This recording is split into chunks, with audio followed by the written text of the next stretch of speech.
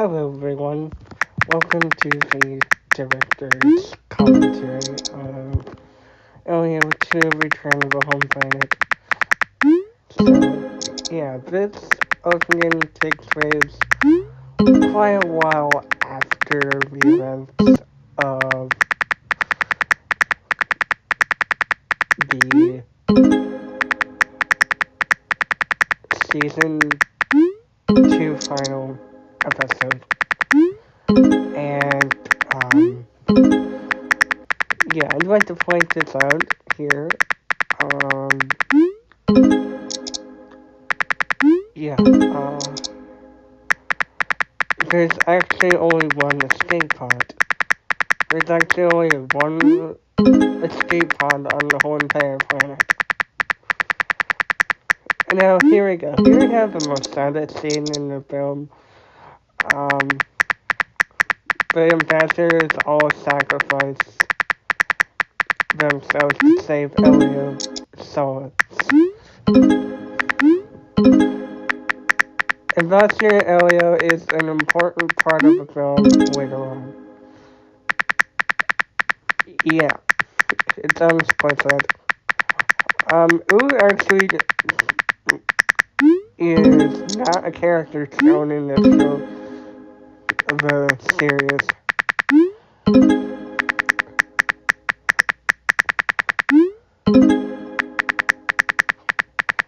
Yeah, this is honestly quite sad.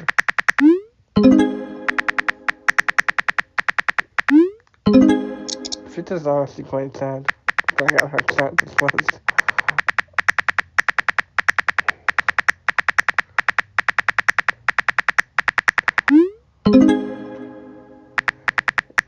But they play an important part of a role in this film.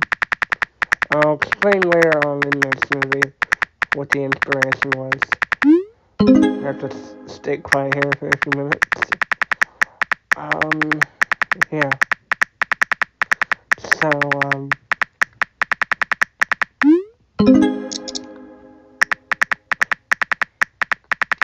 until we meet again, it's an important part of the aspect of a film. Oh, and here we have a little Star Wars reference. And he, went to the escape pod on his ship. Elio 2, Return of the Home Planet.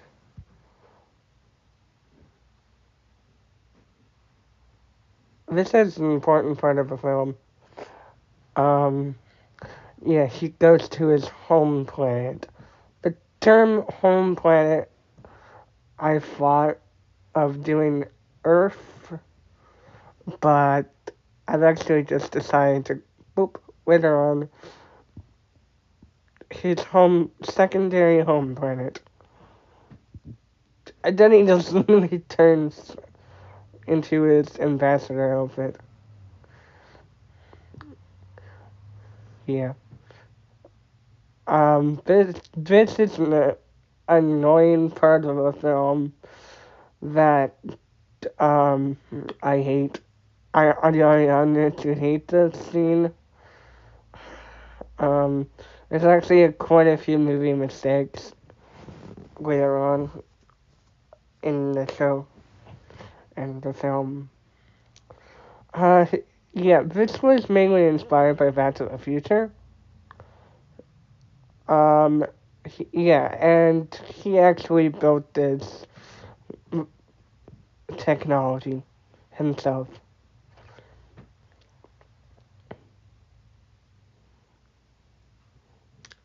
Yeah. So he runs off to find his abandoned home where he was born. Now, it's mainly all rusted up, but, built in 1972. That is a movie mistake. He was born 1973. No, wait, no. I'm sorry, my bad. He was born in 1972.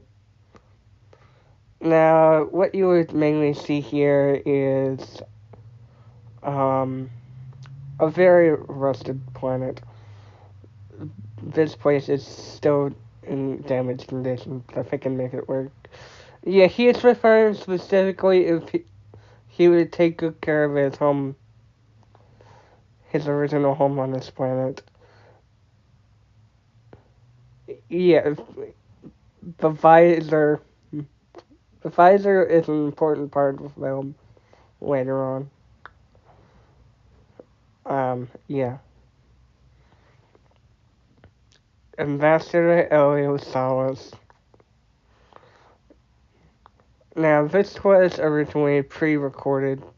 Ambassador Elio Salas to my beloved child. Turns out Ambassador all along.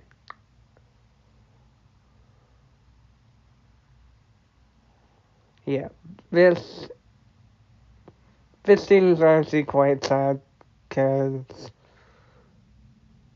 Elio knows he will never see his family ever again. Or here we go. He actually turned on a little video message. They are not actually real. They're just holographic video. March 1st, 1971. Ambassador Elio Salas. Yeah, he's born to be an ambassador and part of the communiverse.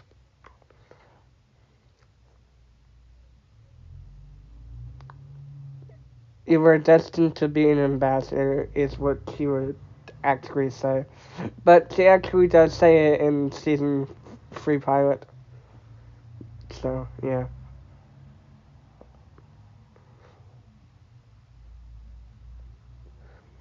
Lord Miller is Nicholas Miller from 1971, who actually destroyed his home planet.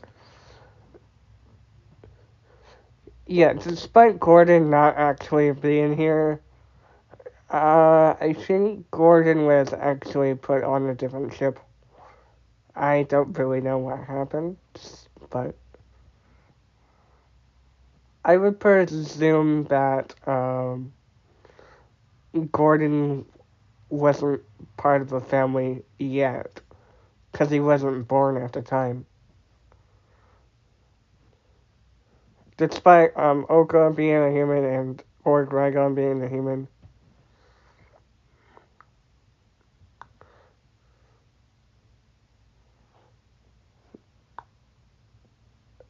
And that's an important aspect of the season 2 or season 3 episode. Um, yeah, this kind of foreshadows Nicholas Miller's temptation for him to join the dark side of the ambassadors. Ambassador Dragon. See, here we go. Here we have one of my favorite parts in the whole movie. January 1st, 1923. Nicholas Miller. Yeah. 1923.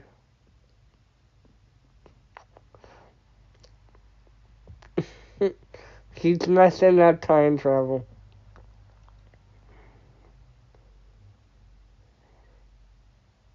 Yeah, generally, this took me a very long time because Gacha Club would keep going and going and going constantly crashing the app. Yeah. See, I like his little hidden name in the movie. He, like, it's actually really foreshadows. Well, not exactly foreshadowing, he's the protagonist, but yeah. Science and fantasy.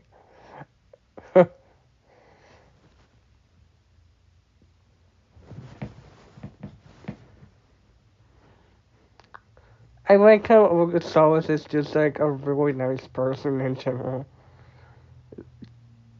Despite Eliosaurus not being homeless at all, Lucas Walter is his alternative name just to him to prevent him being known.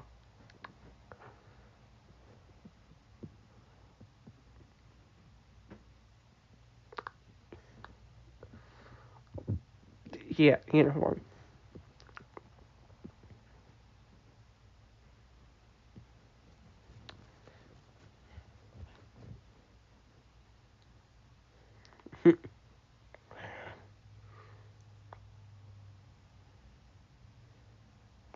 Woohoo! Yes, Woohoo is part of the trailer I decided to put in. Yeah, this is obviously 1923. August 31st, 1923. Oh my god, Sylvester Costa.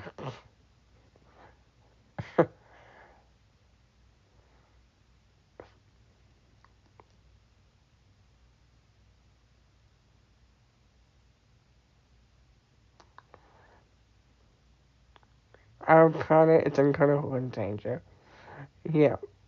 The ambassadors before his arrival, he clearly says that the planet is in critical condition. Meaning, they need other ambassadors to keep the planet alive. This kind of foreshadows Nicholas Miller's dark foreshadowing of killing every planet and the ambassadors rule the planet.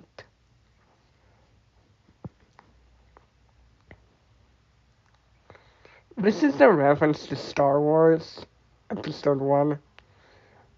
I would say that this is a reference to Star Wars Episode 1 that I decided to put in Star Wars Episode 1 The Phantom Menace. Living room and a view of the city.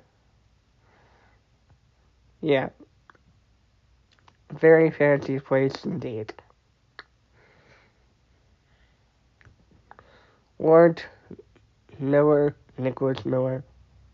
Nicholas Miller.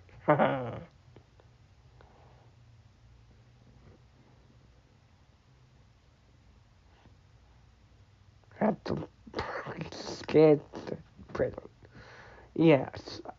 He does keep on escaping the prison.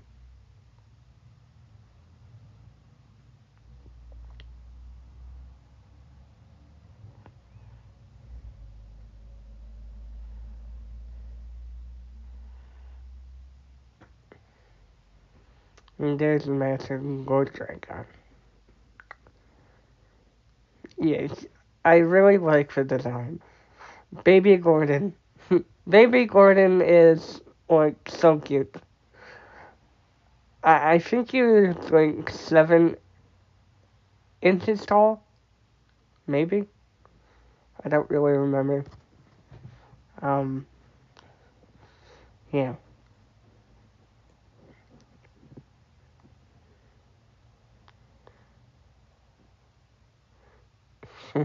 They just randomly get the alien ambassador guns. Gordon actually stays behind, actually. But, yeah.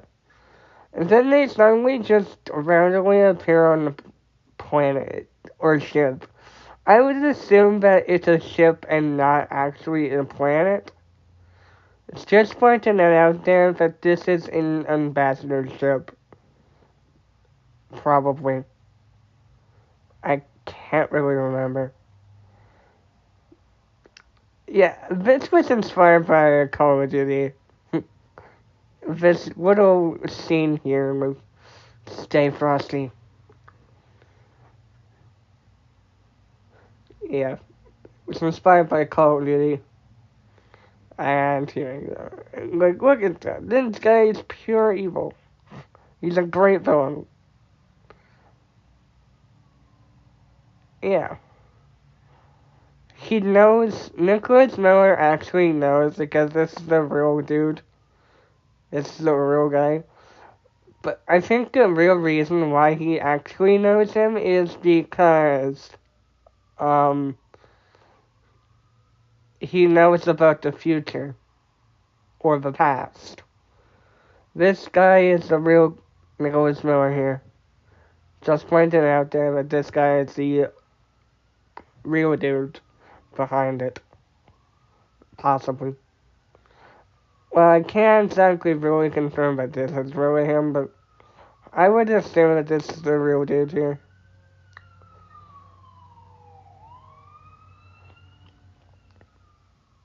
Now we have peace within the galaxy. This is a Star Wars reference, in case you haven't noticed. Oh, yes, Nicholas. Yes, this is a reference to Star Wars.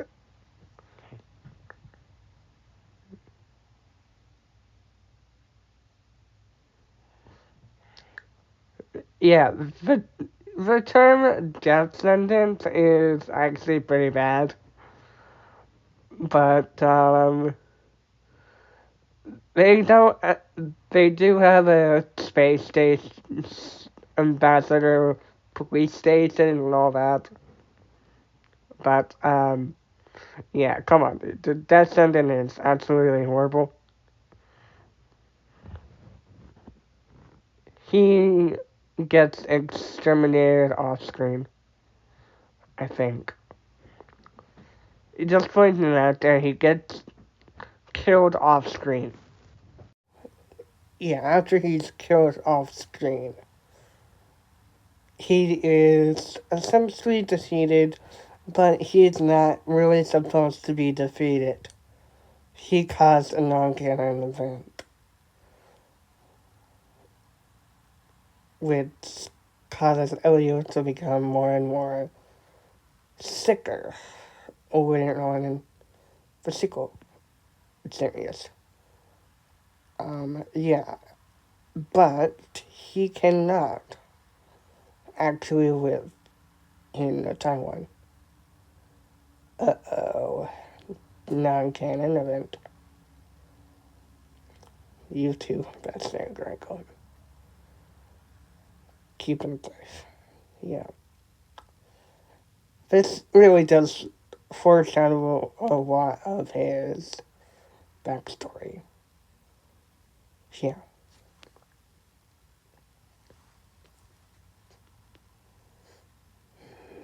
It really does capture the sadness and grief of Elio's loss. And here we go, until we meet again. Another aspect of Elio Salas' life. 1971.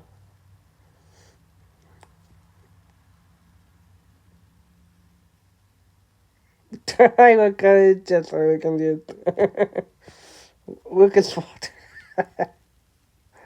It's funny.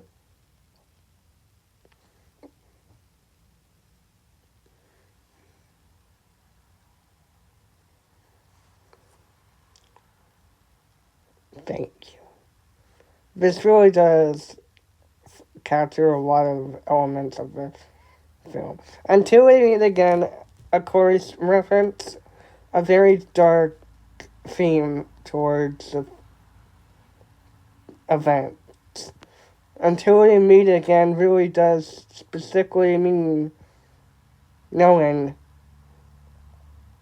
until we meet again into the afterlife and we're all together again.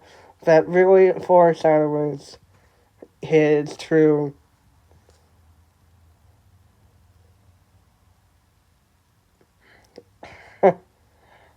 I like how he just lies to him to her. It's funny. Yeah, but yeah.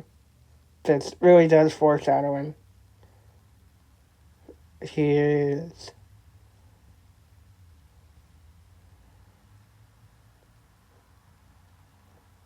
cast. Yeah, that really does force that one. Him. Kind of, but she's not the antagonist. Like, I just find out here.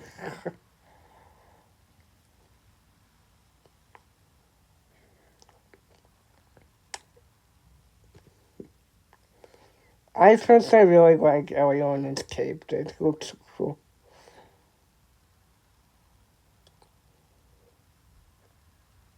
I honestly feel so bad for Elio in this scene. Poor Elio just lost everything and he just cries. The poor kid. Come on.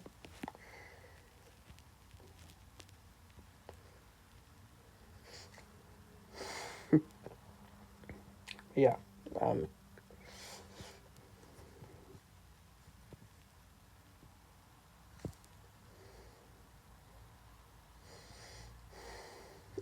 did you really notice that movie mistake? He does not have his ambassador helmet on. That is a mistake. That is a movie mistake, Goof.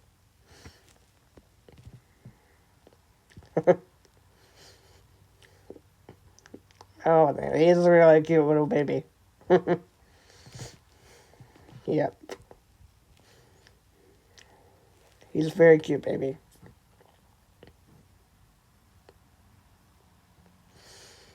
This was really hard, well.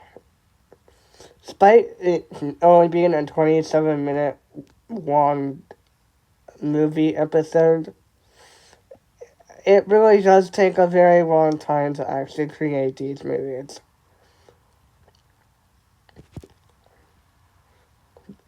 This was mostly inspired by Back to the Future, where he goes, Marty McFly goes back in time to find Dr. Emmett Brown.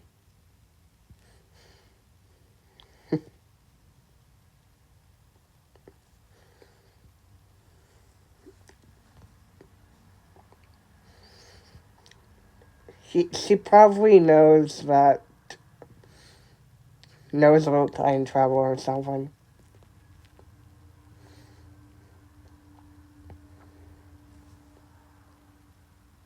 Yeah. I really like her character arc. Ambassador Ogosaurus. Why would he? I don't know why I wrote that.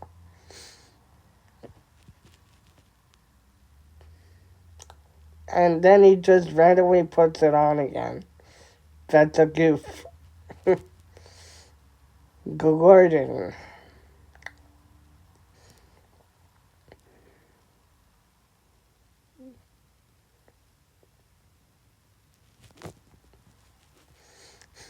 This is a bit.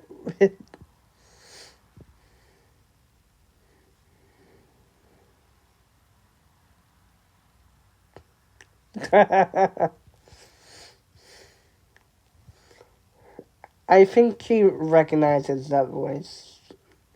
Maybe.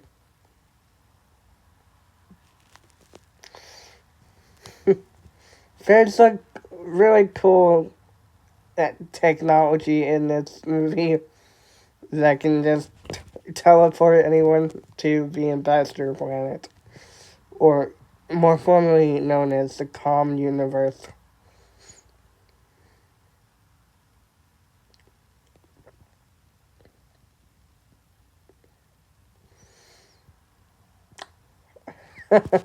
He knows.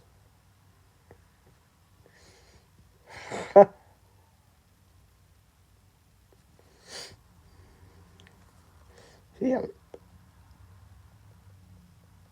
This really captures the sort of love story between Lord Drygon and Ambassador Orgosaurus, and somewhat the love relationship between Eliosaurus and Gordon Drygon. Yeah, this part was honestly quite hard. I met the mother at the job. That's when I signed the phone over for her. It's one of the saddest scenes here. And join your mom or something with you.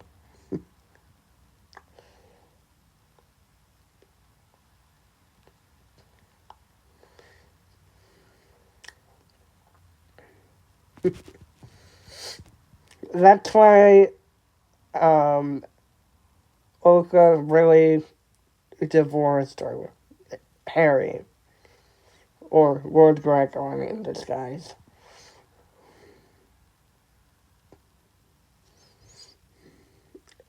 Elio was separated from his father. That really foreshadowed his true dark relationship with the evil ambassadors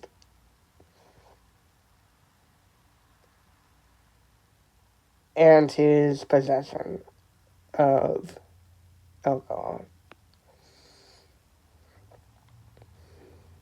Yep. I wonder how. There's no real explanation of how Lord Rangon really knows him, but yeah.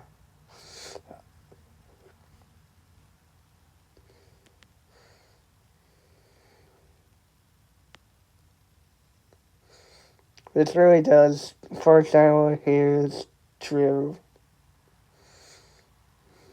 dark side.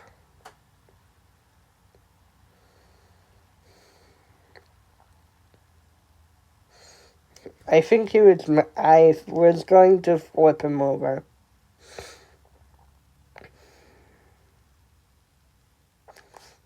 See, another really good aspect of the plot.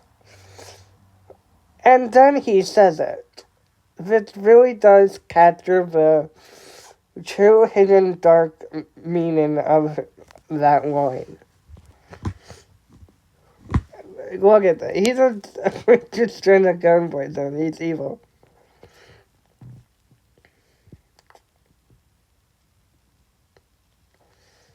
Very dark. Yeah. Oh, I meant to say not.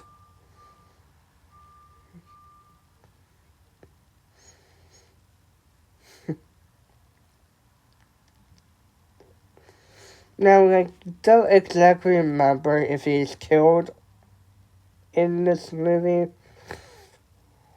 Wait, in the show later on. I can't really remember.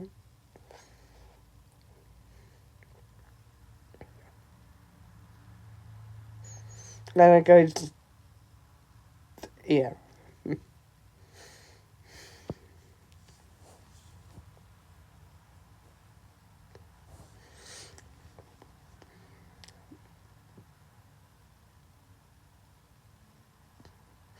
I like how he just apologizes.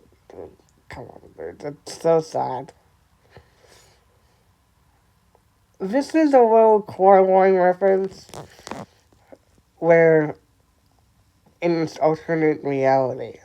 Yeah.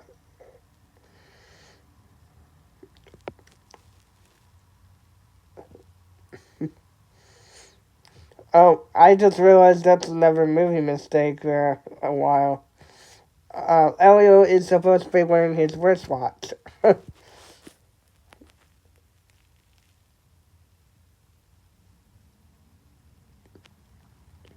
And the reason why he cries because